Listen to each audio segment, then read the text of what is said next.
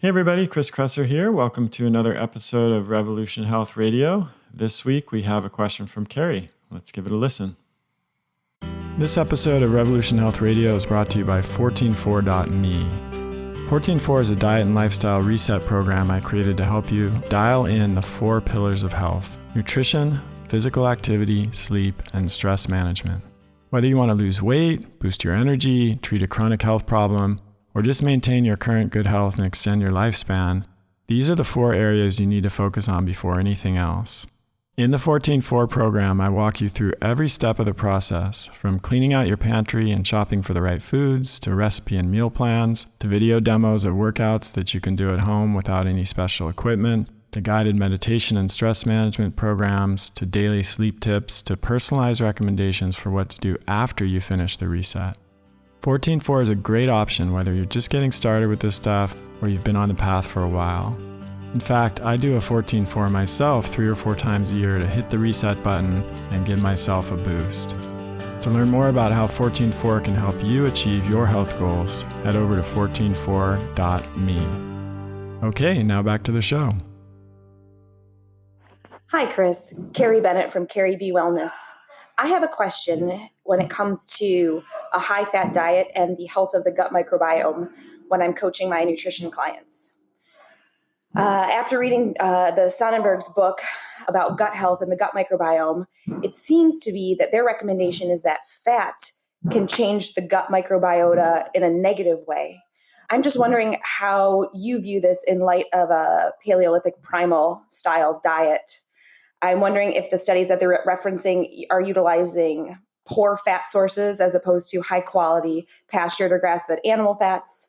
And just your take on, is high fat healthy for the gut microbiota? Thanks for any information you can provide.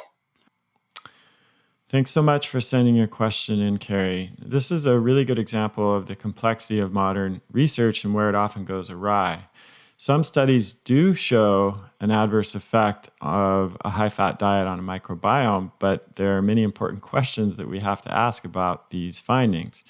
The first question is whether these studies are in mice or in humans. They're often in mice or rats or other animals, and it's just not clear how applicable those findings are to humans.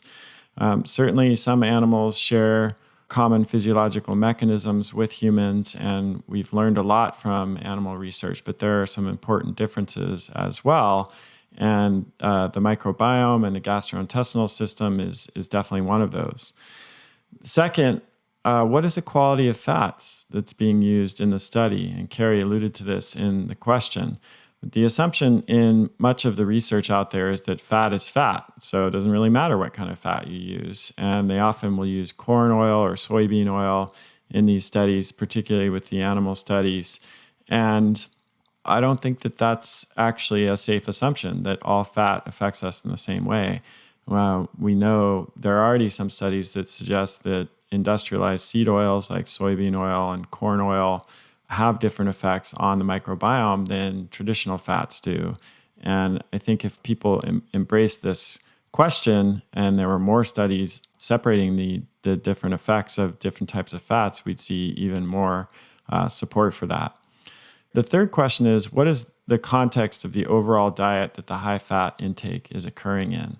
This is probably the most important question, in my opinion.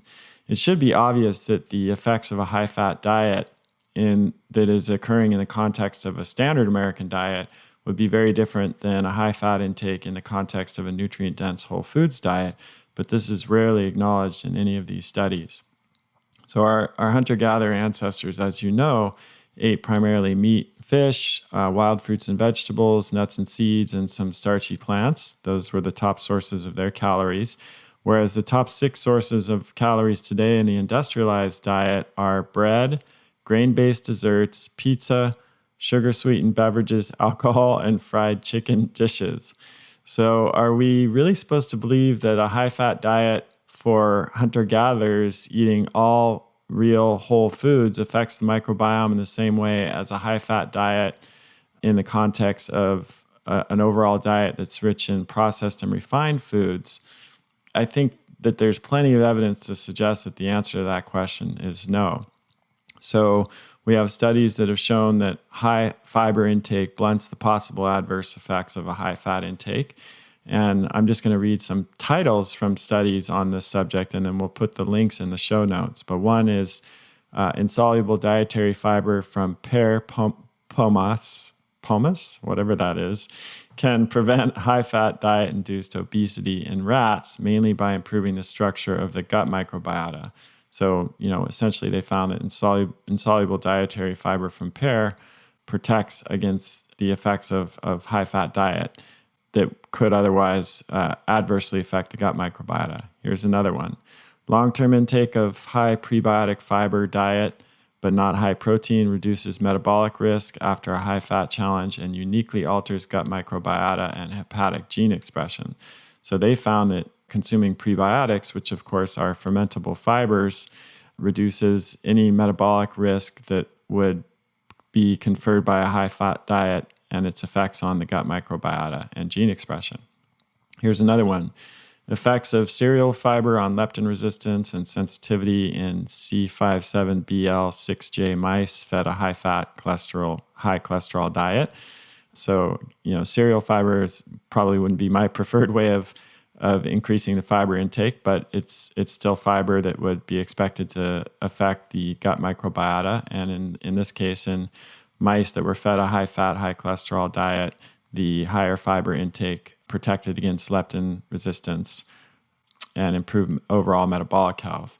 And then the last one is kind of a mouthful, but it's dietary fiber prevents obesity-related liver lipotoxicity by modulating sterol regulatory element binding protein pathway in C57BL6J mice fed a high cholesterol, high fat diet. So that's pretty similar to the previous one that I just mentioned, except that they were looking at dietary fiber in general, and they were looking at its ability to protect against lipotoxicity that is obesity related. So don't worry if you didn't get all of that. There's a lot of jargon there in some of those study titles, but the gist of it is that fiber protects against the potential adverse effects of a high-fat diet on the gut microbiota. So given all this, I think we can conclusively say that the effects of a high-fat diet will vary considerably depending on the overall quality of the diet. Context is king, as that's a good saying in this particular instance. And this is one of the huge problems with the way that modern nutritional research is done today, because the goal is often to isolate a single variable, especially in like a randomized controlled trial, and then to determine the effects of changing just that one variable.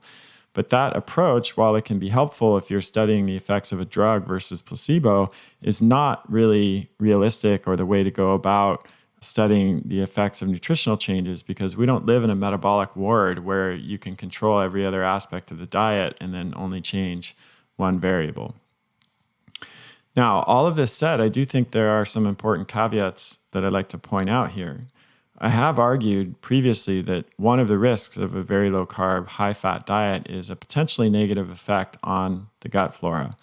Now, this might seem to contradict what I've said so far, but it really doesn't. If you think about it, it supports it. So imagine somebody goes on an Atkins type of diet and is eating very high fat, high intake of fat and very low carb, but they're still on a kind of standard American diet. They're not eating a lot of high fiber whole foods like non-starchy veggies. They're probably not eating any fruits or very little, and maybe not eating any starchy fiber-rich plants, not a lot of onions or garlic or Jerusalem artichoke or specific vegetables that are known to be high in fermentable fiber. They might be eating a lot of low-carb kind of junk foods like low-carb tortillas and packaged and processed foods that Atkins sells. Maybe they're eating a lot of cheese and dairy products, which I don't necessarily have a problem with if the individual tolerates them well. But in this context where we're talking about fermentable fiber, dairy does not have any. So this person on this sort of Atkins diet could definitely suffer some negative effects of low-carb, high-fat diet. But that's not due to the high-fat intake per se. It's due to the lack of fermentable fiber on this type of diet. And Jeff Leach, who's involved in the American Gut Project, an expert on the human microbiome, wrote an interesting article that alluded to this a while back called "Sorry, Low Carbers, Your Microbiome is Just Not That Into You." And in this article, which we'll also provide a link to in the show notes, he talks about just some really informal research that they did at American Gut. I don't believe it was ever published, but they just looked at, American Gut Project is a microbiome sequencing project where, people send in a stool sample and they sequence their gut microbiome. And so they have a lot of data from people following a lot of different kinds of diets, because when you send in the sample to them, you have to indicate what kind of diet you're eating. And, not everybody does that, but a lot of people did.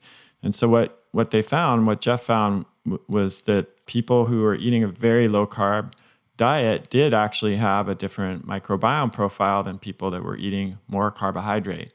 But as he pointed out in the article, it mattered what type of low carb diet they were eating. For example, if someone was on a low carb diet or even a ketogenic diet, but they were maximizing their intake of veggies that were high in fermentable fiber and possibly even supplementing with resistant starch and other fibers, then their gut microbiome looked really different than somebody who was on that kind of Atkins low carb diet that I mentioned that was really low in fermentable fiber.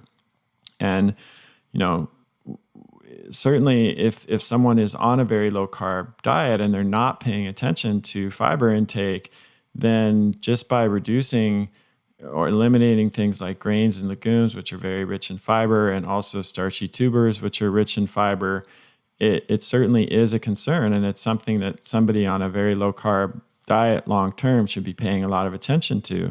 And I've even argued that a lot of people who are on keto or low carb diets should consider supplementing with prebiotic fibers that are, they're non-caloric, so they don't contribute to carb intake and won't kick someone out of ketosis. But they could really help just shore up the fiber intake, which for us in the modern world is much lower than our Paleolithic ancestors and even contemporary hunter-gatherers. I think that's probably one of the biggest differences, in fact, between our modern diet, even our modern kind of paleo or ketogenic type of diet versus our ancestral diet, is the fiber intake. I think Americans on average get 15 or 20 grams of fiber. In some traditional cultures, it was as high as 100. I don't think all traditional cultures ate that much, but it was certainly anywhere from 40 to 60, I think, on average, which is 3-4 times higher than the industrialized diet. And given what we know about how fiber feeds and supports the gut microbiome and the importance of the gut microbiome to overall health, I think that we could say that that's a really, really significant difference that often is probably underemphasized in the discussion of these different types of diets. And this is, incidentally, one of the reasons why I don't just, recommend a ketogenic or low carb diet for the average person unless there's a specific therapeutic goal that they're trying to achieve. And even then, with patients, I would work to try to get them to be able to start increasing whole food carbohydrates in their diet if they can, once they've achieved that therapeutic goal, unless that's not possible. Because overall, I think it's easier to maintain a healthy gut microbiota and adequate levels of fiber intake when you're not on a super low carb diet. It still is possible, as I mentioned, if you're sticking with keto or low carb, by adding, fermentable fiber supplements or even just focusing on certain very fiber-rich foods like Jerusalem artichokes and onions and garlic and things like that. But it does require more attention and focus, and not everyone is, unfortunately, paying that attention. So another caveat here, of course, is that not everybody will respond to a high-fat diet in the same way.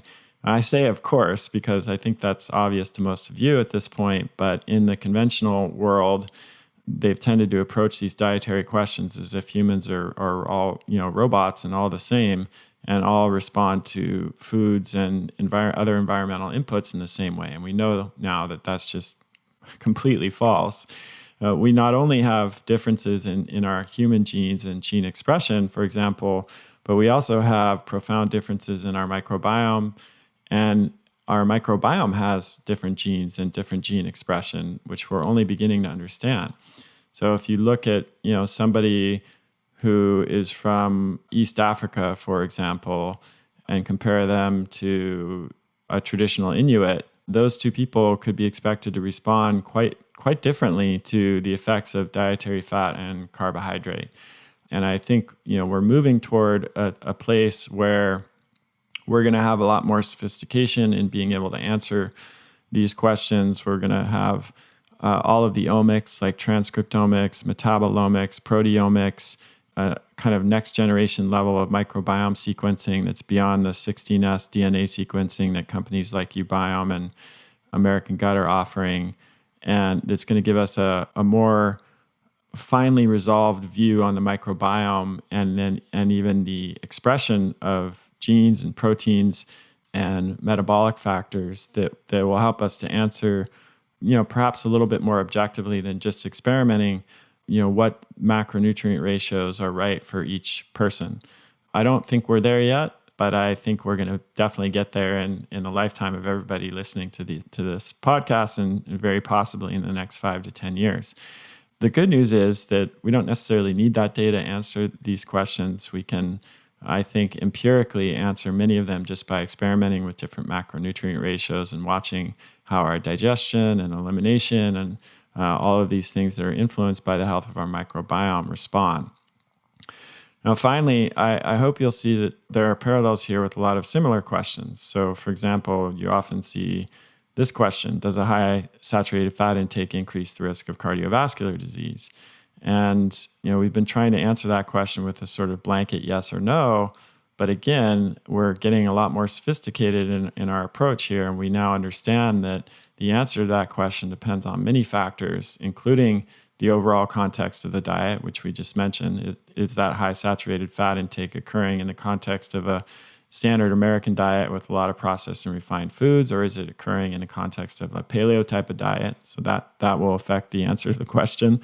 But also the individual genes, so is the person ApoE34 or 44? Do they have an LDL receptor mutation that affects their ability to clear LDL particles? Those people might have a different response to saturated fat, and they may need to limit their saturated fat intake compared to someone who doesn't have that genotype. So we're moving toward a more nuanced approach. We've got a lot more to learn. But in the meantime, we can look to traditional cultures to help resolve these questions. Because when we look at contemporary hunter-gatherers like the Tsimane, which I've written about recently in Bolivia, who've maintained their traditional diet and lifestyle, or the Maasai in Africa, or traditional Inuit, or other cultures around the world that have largely maintained their traditional ways, and in some cases, like the Maasai, have a relatively high fat intake, but no evidence of cardiovascular disease or other chronic diseases that plague us, like diabetes and obesity, then that tells us that a higher fat intake within the context of a traditional diet and lifestyle does not necessarily have the same effects of a higher fat intake in the context of our modern diet and lifestyle. And this, of course, is the core argument of following a genetically aligned diet and lifestyle, or paleo type of diet and lifestyle. And it really tells us what we need to know, which is that context is king, and we can't extrapolate isolated findings about macronutrients like fat or carbohydrate in the context of an industrialized diet to a paleo type of diet. So if you see a study about high saturated fat intake and how it affects people, you have to assume that study is being done on people who are following a standard American diet, and therefore those findings are not necessarily relevant to you if you're following a paleo type of diet. And again, this is a nuance that often gets left out of not only the study itself, but also any kind of media discussion about that study. Okay, so thanks again, Carrie, for sending in your questions. Great question. And everybody else, please keep sending your questions in to chriskresser.com/podcast question, and I'll talk to you next time. That's the end of this episode of Revolution Health Radio. If you appreciate the show and want to help me create a healthier and happier world, please head over to iTunes and leave us a review. They really do make a difference. If you'd like to ask a question for me to answer on a future episode, you can do that at chriskresser.com/podcast question. You can also leave a suggestion for someone you'd like me to interview there. If you're on social media, you can follow me at twitter.com/Chris Kresser or facebook.com/Chris Kresser L.A.C. I post a lot of articles and research that I do throughout the week there that never makes it to the blog or podcast, so it's a great way to stay abreast of the latest developments. Thanks so much for listening. Talk to you next time.